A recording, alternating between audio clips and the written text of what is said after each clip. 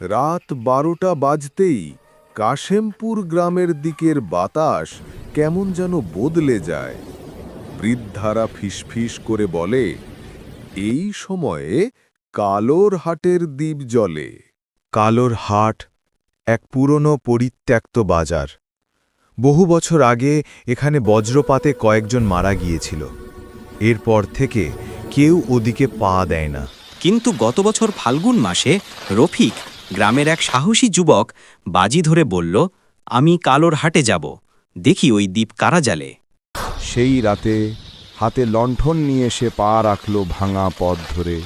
বাতাস ভারী, শাল গাছের ডাল কাঁপছে, কোথাও কোথাও কুকুরের আর্ত চিৎকার। কালোর হাটে পৌঁছেই সে দেখল মাঝখানে একটা পুরনো পাথরের বেদিতে ছোট্ট তেলের ডিপ জ্বলছে। আশেপাশে কেউ নেই। রফিক হাসল, এই হলো সেই ভূতের দ্বীপ। সে এগিয়ে গিয়ে দ্বীপটা নিভিয়ে দিল। তারপরই চারদিক নিস্তব্ধ, বাতাস থেমে গেল। হঠাৎ পিছন থেকে এক কণ্ঠ, কে আমার দ্বীপ নিভাইলি?